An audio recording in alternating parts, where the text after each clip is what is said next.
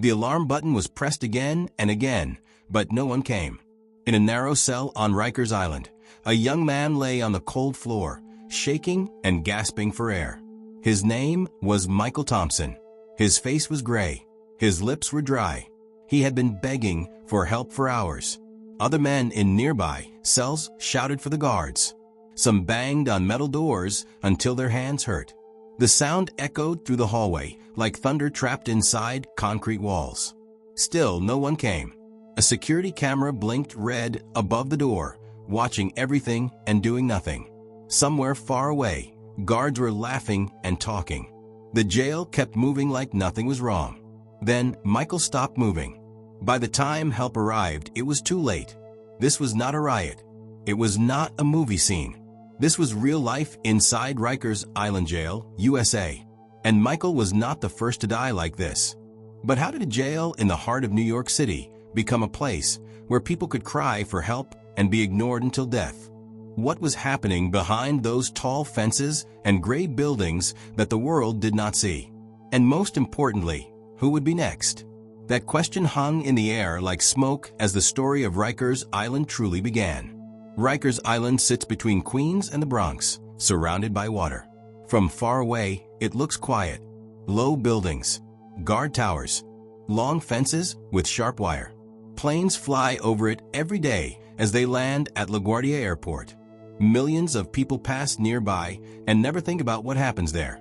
But inside, life is very different. Rikers is not one jail. It is many jails packed into one island. Men, women, young people, and adults are all held there. Some are waiting for trial.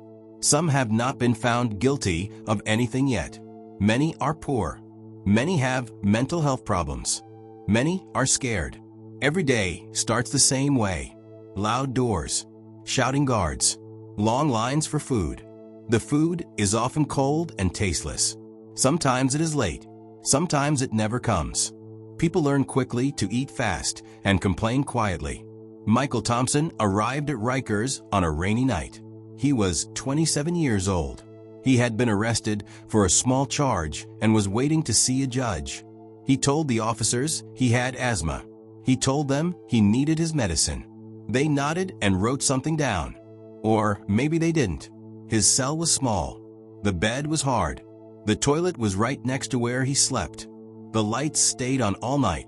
Screaming echoed through the halls at all hours. Someone was always angry. Someone was always crying. At first, Michael tried to stay calm. He told himself it was temporary. He would get out soon. But days passed. His chest began to feel tight. He asked guards for help. Some ignored him. Some told him to wait. One told him to man up. Around him, Michael saw things that scared him.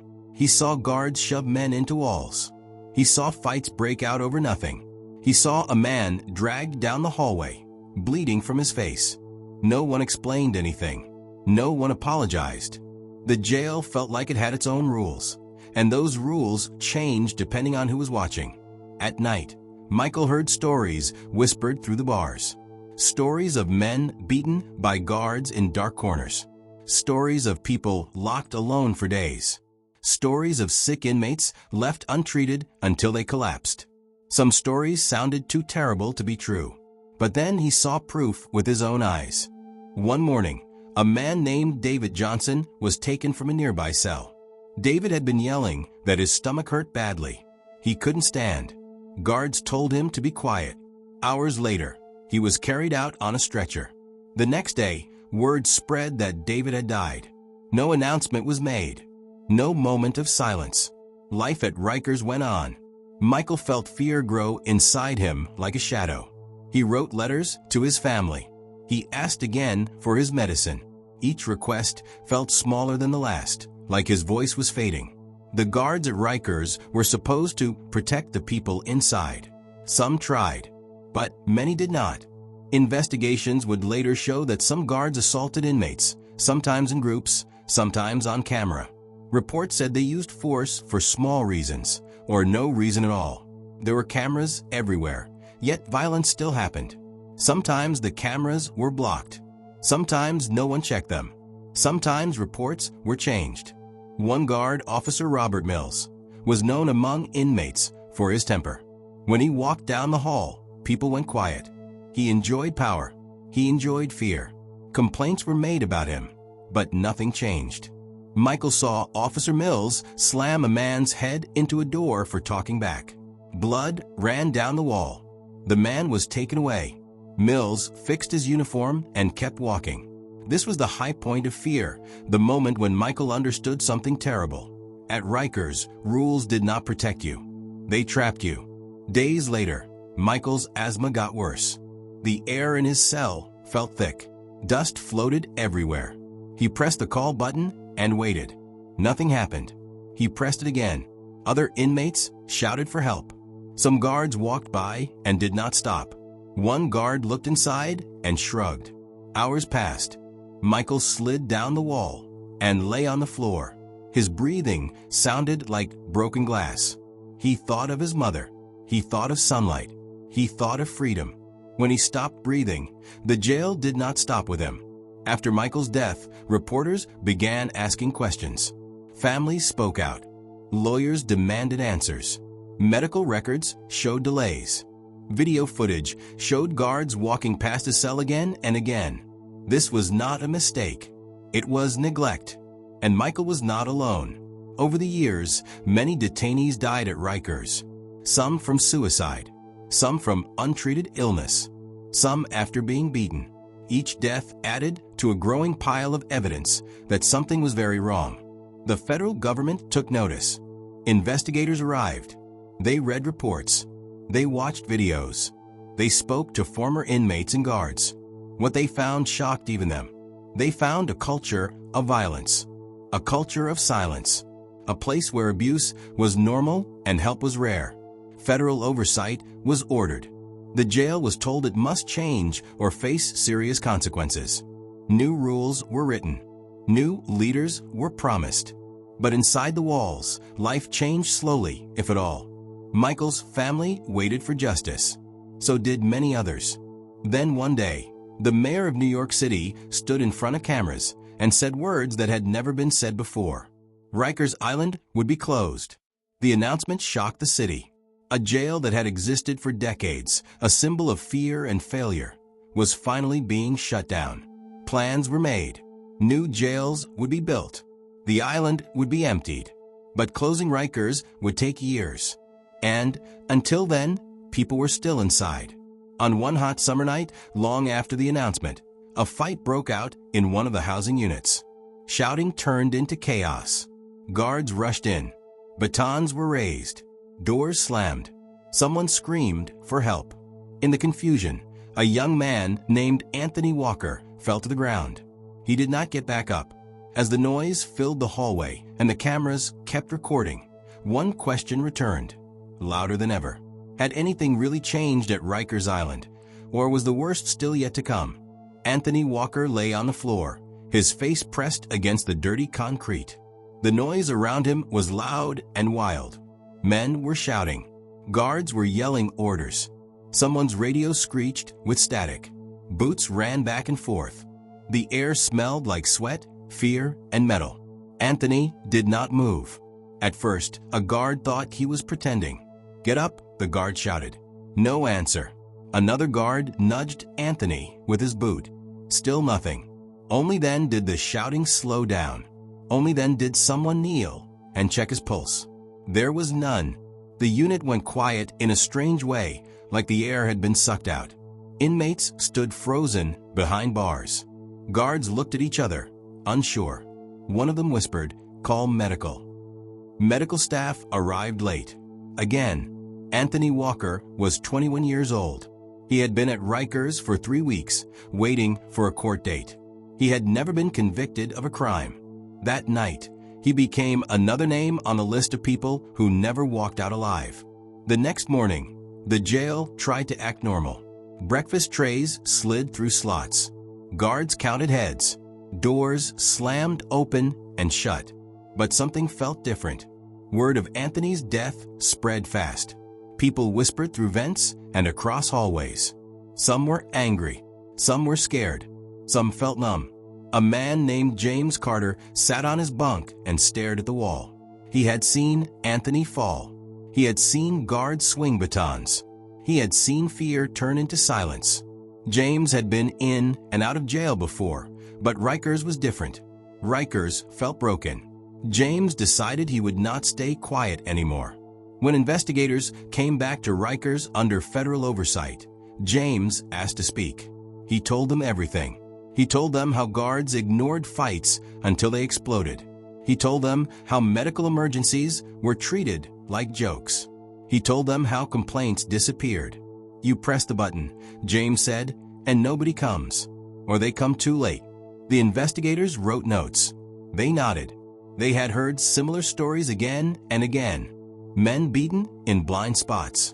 Women left alone when they said they felt sick. Young people locked in cells for days. One investigator, Sarah Miller, felt sick listening to it all. She had worked in prisons before, but Rikers stood out. It was chaos wearing a uniform. Rules existed on paper, not in real life. She watched hours of video footage. Guards walking past suffering inmates.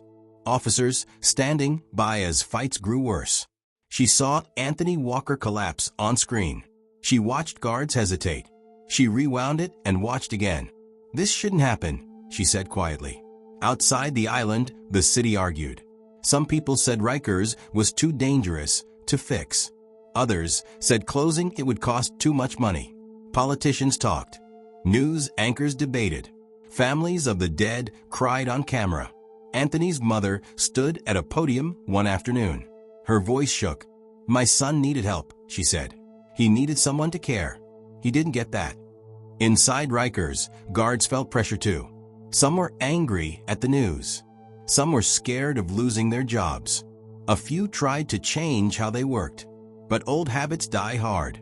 Officer Robert Mills was still there. Mills hated the new rules. He hated the cameras. He hated the investigators walking around with clipboards. To him, inmates were problems, not people. And problems in his mind needed force. One evening, Mills and two other guards entered a housing unit for a search. They shouted orders. Inmates lined up against the wall. One man, Thomas Reed, moved too slowly. He had a bad knee. Mills grabbed him and slammed him into the wall. Thomas cried out in pain. Other inmates shouted, "Leave him alone." A tense silence filled the room. For a moment, it felt like something might explode. But this time, a younger guard stepped in. "That's enough," he said to Mills. "The cameras are on." Mills glared at him, but backed off. It was a small moment, a low moment, nothing dramatic. But for the inmates watching, it felt like a crack in the wall. Maybe things could change. Maybe not all guards were the same. James Carter noticed the change too. He saw some guards trying to follow the rules. He saw others pretending. Life at Rikers continued in waves, quiet days followed by sudden violence. Weeks passed. Then summer heat hit the island hard. The buildings had poor air. Cells felt like ovens. Tempers rose. Arguments broke out over small things. A look, a word, a spot in line. Medical requests increased. Headaches, dizziness, trouble breathing. The clinic was overwhelmed. Some people waited days to be seen. One afternoon, a young detainee named Kevin Brooks fainted in the shower area. His body hit the floor with a loud crack. Inmates screamed for help. A guard called it in. Medical staff arrived after several minutes. Kevin survived, but barely. News of the incident reached investigators again. Reports piled up. Sarah Miller felt frustration growing inside her. Oversight was supposed to prevent this. Why was it still happening? Then came the night that changed everything. It started quietly, too quietly. The power flickered in one of the jail buildings. Lights dimmed, then went out. Emergency lights clicked on, casting long shadows. Radios crackled. Guards moved faster. Inmates began shouting questions. "What's going on? Open the doors." Fear spread fast in the dark. In one unit, a fight broke out. In another, someone set fire to a trash can. Smoke filled the air. Alarms wailed. Guards rushed in, trying to control multiple problems at once. James Carter was locked in his cell when he smelled smoke. His heart raced. He covered his mouth with his shirt. Down the hall, someone was coughing hard. Then he heard it, a scream that cut through everything. "Help! Help me!" The voice came from a cell 2 doors down. A man named Luis Hernandez had been locked alone. He suffered from mental illness. The stress, the darkness, the noise, it was too much. James banged on his door. "Guard! Guard! He needs help." No one came. Smoke grew thicker. Luis kept screaming. Then the screams turned into choking sounds. James felt panic rise like fire in his chest. Finally, guards arrived. They dragged Luis out of the cell. His body was limp. His eyes were half open. Medical staff tried to help him on the floor as alarms continued to scream. James watched, shaking. He had seen this before. Too many times. As Luis was carried away, James wondered if this would finally be the moment that forced real change, or if it would become just another report, another name, another forgotten life. And deep inside Rikers Island, as the smoke cleared and the lights flickered back on, something far worse was already beginning to build. The night after the smoke incident did not feel like a normal night anymore. Word spread fast across Rikers Island. Luis Hernandez was in critical condition. Doctors said his lungs were badly damaged from smoke. Some guards said it was an accident. Inmates said it was neglect, just like all the others. By morning, investigators were back again. Sarah Miller walked through the same hallways she had walked so many times before. But this time, something felt heavier. Guards looked tired. Inmates looked angry. The air felt tense, like a storm waiting to break. She stopped near the cell where Luis had been held. The walls were black with soot. The floor still smelled of smoke. Sarah closed her eyes and imagined what it must have felt like, locked in, screaming, choking, and being ignored. "This ends now," she whispered. Outside the jail, the story finally exploded across the nation. News channels ran the footage. Headlines used strong words: abuse, failure, death. Families of the dead stood together and demanded justice. Protesters gathered near City Hall, holding signs with names written in bold letters. Michael Thompson, Anthony Walker, Luis Hernandez. Inside Rikers, life slowed down in strange ways. Guards were ordered to stay visible. Medical teams were told to respond faster. New rules were announced over loudspeakers. But fear does not disappear just because rules are read out loud. James Carter watched everything carefully. He had survived months inside the jail. He had seen hope rise and fall like waves. Part of him wanted to believe things were changing. Another part knew Rikers too well. One afternoon, James was called out of his cell. A guard told him investigators wanted to speak with him again. This time, the room was different. More officials, more cameras. Everything was being recorded. James told his story from the beginning. The fights, the beatings, the ignored medical calls. He spoke slowly, clearly, using simple words. "I saw people die," he said. "Not because they had to, because nobody cared." One official asked, "Do you feel safe here now?" James paused. "No," he said. "Not really." Those 2 words landed hard. That same week, a report was released to the public. It confirmed what inmates and families had been saying for years. Rikers Island had a pattern of violence, corruption, and neglect. Guards assaulted inmates. Medical emergencies were ignored. Leaders failed to act. The report said Rikers was unsafe. The city could no longer look away. The mayor held another press conference. This time, his voice was firm. "Rikers Island has failed the people of New York," he said. "We will move faster to close it." Some people cheered. Others cried. But inside Rikers, the question was different. Would everyone survive long enough to see that day? As weeks passed, transfers began. Some inmates were moved to other facilities. Others were released. The population slowly dropped. For the first time in years, some housing units were quiet. But danger did not leave with the people. Officer Robert Mills was still working. Mills felt cornered. Investigations followed him everywhere. Younger guards avoided him. Inmates watched him closely. The power he once enjoyed was slipping away, and it made him angry. One night, during a late shift, an argument broke out between two inmates in the yard. Guards rushed in to separate them. Mills saw his chance to take control. He grabbed one of the inmates, a middle-aged man named Daniel Brooks, and dragged him toward a wall. Daniel begged him to stop. He said he couldn't breathe. Other guards shouted at Mills to let go. Mills didn't listen. Suddenly, Daniel collapsed. For a second, everything froze. Then panic hit. Guards pulled Mills away. Medical staff ran in. Cameras captured everything. Daniel lay on the ground, unmoving, as CPR began. James Carter watched from behind a fence. His hands shook. He had seen this ending before. He felt sick. Minutes passed. Then Daniel coughed. A small sound, but a powerful one. Daniel survived. This time, the system did not get to hide. Mills was removed from duty that night. Days later, he was arrested. Charges were filed. For the first time, many inmates saw something they never thought they would see. Accountability. Life at Rikers entered a strange, quiet phase. Less shouting, fewer fights. More guards watched the cameras instead of ignoring them. Medical staff responded faster. Not perfect, not safe, but different. Luis Hernandez died 2 weeks later. The news hit hard. He became the final name added to the long list of those lost inside Rikers Island. His death pushed public anger past the breaking point. Federal officials stepped in again, stronger this time.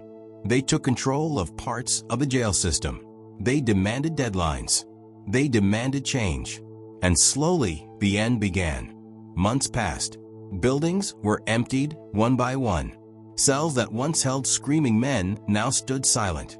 Paint peeled from walls that no one touched anymore.